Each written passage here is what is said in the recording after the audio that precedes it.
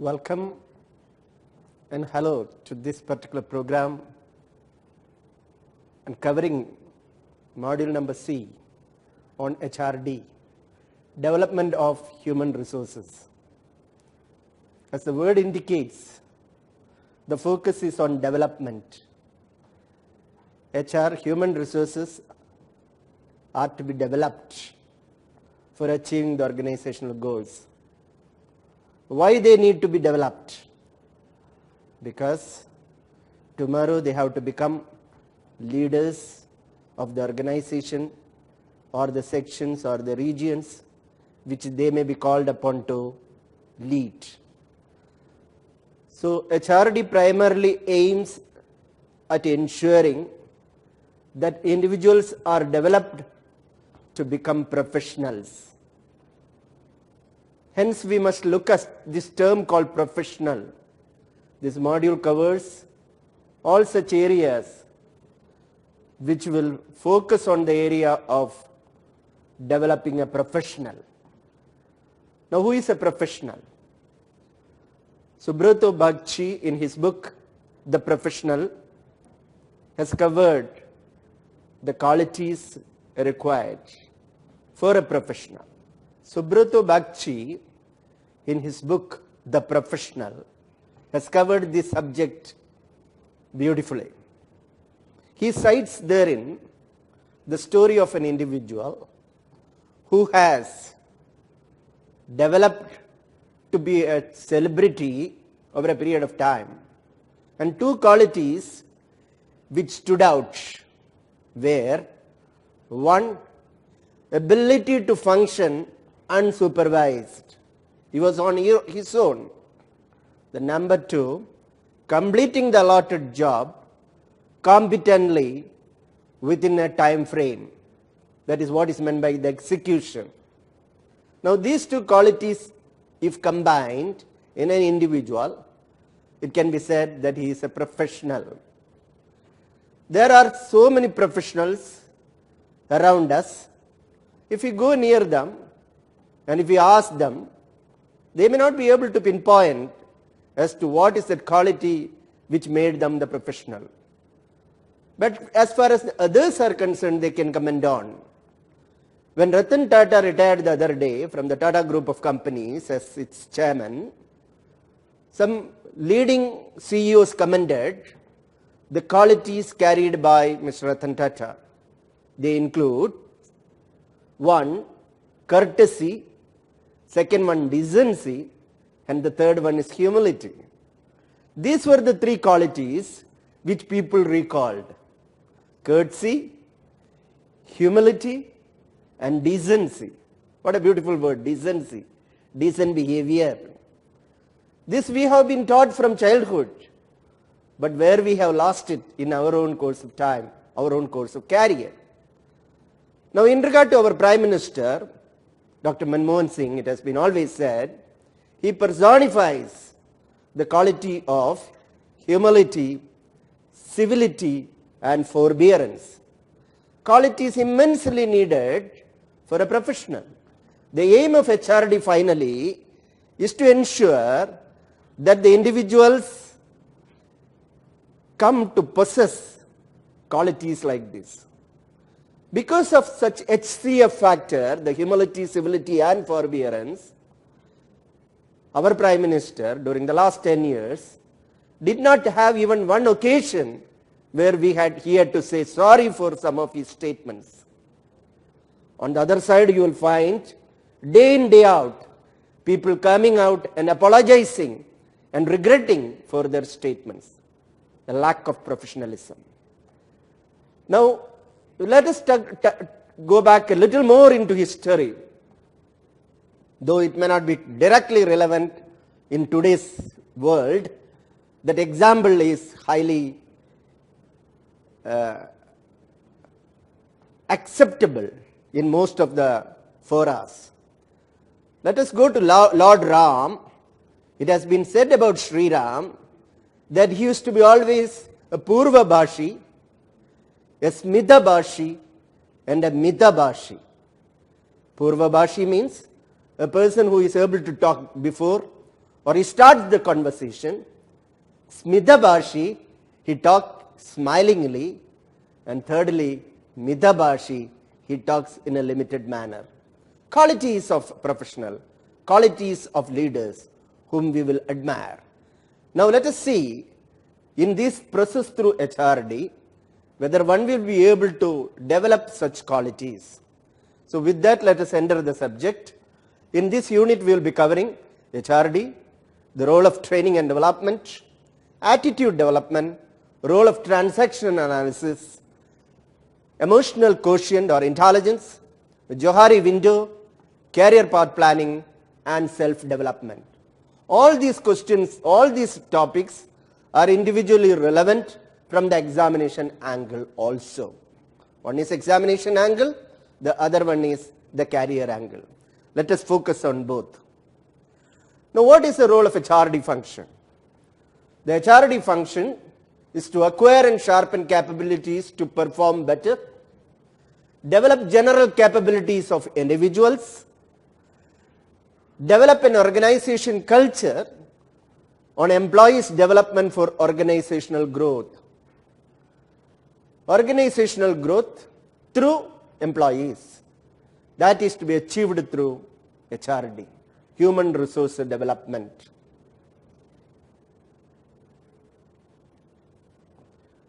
Now how to develop specific goals? Capabilities of individuals are to be developed. Their relationship should be developed. That is called dyadic relationship. That is between employees and with supervisors. An individual's ability to work in team, that is called team spirit, will have to be developed. And collaboration amongst units should be developed. And all these things should lead to organization's overall health. The most important thing in regard to HRD, human resource development, is develop the individual for increasing his capabilities. First one, capabilities of the individual. But those capabilities should be used for achieving the team goals. None is an island today. He has to work in groups. What has come about a problem across the universe is that people are exceedingly good individually, but they fail in group. It used to be talked about the teams, whether it is cricket team or hockey team or any other team. There are some players who are excellent. They are able to achieve the goal individually, but when it comes to the team, they are not able to take the team together. Take the case of a game like football. 11 players are there in the game. An individual, brilliance of even something like a Messi or a Ronaldo will not fetch him goals unless and until he is able to play the team game with utmost team spirit. The HRD in an organization also strive to ensure that you as an individual grow, but having grown, you are able to be part of the team, an effective member of the team. Now let us take the next area, tools for achieving it. Now tools for achieving in organization is the first and the foremost, training and development. Training departments have been set up in all organizations in order to look into the aspect of development of individuals. Training and development. Then the second area is the performance appraisal, feedback and counseling. Having given the training, having developed the capabilities, the next point is to see whether they have performed. It has been always mentioned today whether the training is useful for their job performance. Some people even ask, send a person for training in 1 month and find out from second month onwards whether he has been able to perform. Now, here we are missing the crux of it. Training is not intended to bring about immediate results, almost like exercise. If you start exercising today, your health will not change from tomorrow. It will take its own time. So an exercise done during now probably may fetch us benefit probably 1 year the year after. It has been mentioned that the exercise we do during the youth helps us to lead a good life when we are old. The same way with the training's result will come little later. One should have the patience to wait for that. But nevertheless, performance appraisal at yearly rest or quarterly rest or half-yearly rest as per the organization helps to focus on whether the training has been useful, whether it is contributing to the performance of the individual. So based on the performance appraisal, feedback is given to the individual and that leads to, if necessary, counseling. Feedback and counseling are nowadays encouraged. In Esther years, it used to be one-sided affair. Even performance appraisal used to be a confidential transaction. A report used to be written as confidential report and the contents were rarely shared with the individual. So his development were constricted because he was not getting the feedback as to where he needs what is called improvement. Today's scenario has changed. Counseling has become part and parcel of the HRD system, that the individual is shared about his performance and suggestions have been made for his improvement wherever is necessary. So as I was mentioning, that the current system of counseling the employees helps him to identify his areas of shortcoming and that can be improved in due course of time. Then the third area for achieving excellence is career planning, potential appraisal. Career planning is nowadays increasingly asked by the entrants themselves. When a newcomer is joining today, he asks as to what is a career possibility. And take the case of the banks in which you are working, that anybody joining today can hope to become the CMD of that bank or top management within a foreseeable future. The young generation is quite impatient about their own promotions and careers, and if they don't get what they want within a reasonable time, the attrition rate will further go up. So they do both the things as to potential appraisal, as to each employee what is a potential within the organization, where he can be placed, and also as to what career planning is available. All these things lead to the organizational development, OD and HRD. It goes together, HRD for OD, OD for HRD, organizational development. Unless the organization develops, even the human resources cannot develop. Most of the banks, you look at it, 20 years back, they were not even half of this particular size. They have grown by leaps and bounds. When the organization grew, thereby the personnel also grew. The number of posts in the banks have gone up. That is because the organization grew. Now the question arises, first the organization has to grow, along with the individuals also will grow. That is what we have seen, at least in the Indian context. Then all these things are facilitated through the IT-backed human resource information system, which was covered in an earlier module. In the HRD, in the human resources development field, another important area is to be identified: what is the job or the role of the individual. In an IT-backed HRIS today, key areas of responsibilities have been well laid out. Most of the people are very much aware of the job which they have to handle. A process-driven operational setup has come out, more so in the core banking system or environment. The Western mode of management has stressed on processes so well that in every organization, for every activity, processes have been laid down and individual responsibilities have been assigned.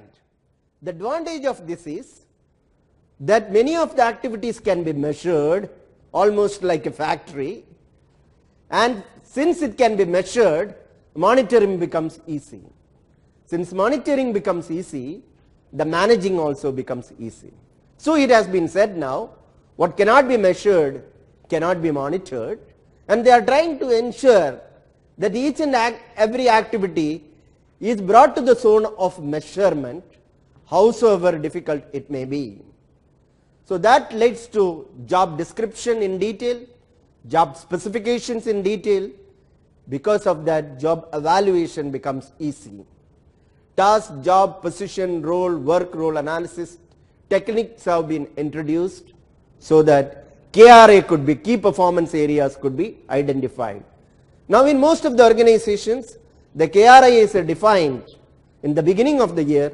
It has been conveyed to the employees, and their agreement is in a way sought as to they are supposed to meet it. And at the end of the year, it is easy to assess whether it has been achieved.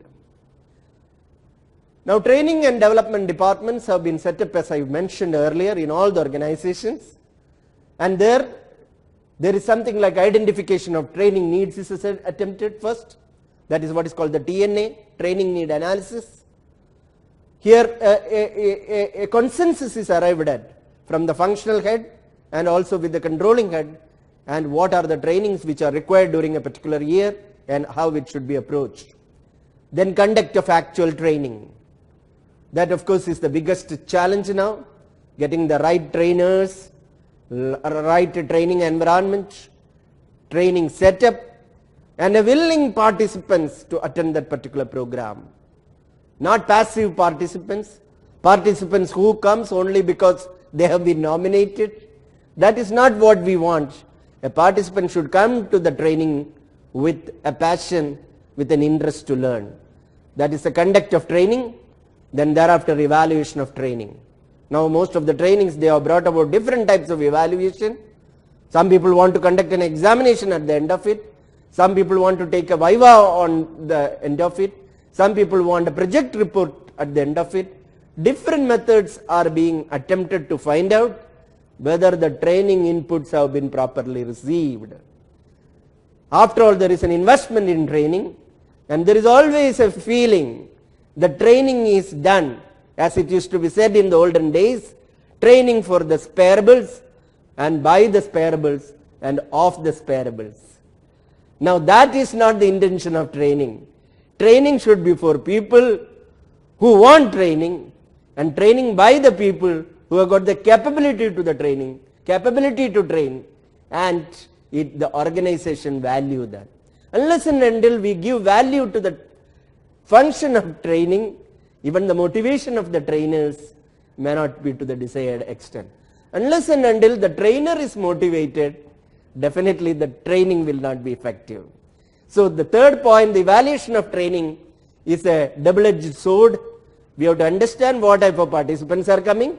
In all training program, it has been mentioned that they don't get a homogeneous crowd. When you say homogeneous crowd, in the sense the experience of the participants varies so significantly that the trainer finds it extremely difficult to deliver his inputs. If the range is so much, suppose an SSC fellow is made to sit with a PhD fellow and asked to take a class, I am sure he can neither satisfy the SSC fellow nor the PhD fellow. That is what is called the heterogeneity when a trainer is facing nowadays in most of the programs. HRIS is helping to ensure the right type of people are sent to right type of programs. The valuation of training should be linked with the training objectives. If people of an homogeneous crowd can be deputed to a training, the effectiveness of the training will be much, much larger than a heterogeneous group. It's a challenge before the HR department to ensure that the right type of candidates are deputed. Then the last and most important thing, selection and development of trainers. It is called the Train the Trainers program. In the past and even in the present, sometimes a feeling is generated that the training is the easiest job, so people are opting for training only because they want an easy option. This particular thought has to be totally done away with. Trainers should be passionate about training. He should have the qualities of a trainer, and he should have some proven record to show that he can contribute to training. And if in the course of the dealings it is found out that he has taken it as an escapism, then I think such trainers should be removed sooner than later, so that the trainers' fraternity will be recognized and appreciated by the management.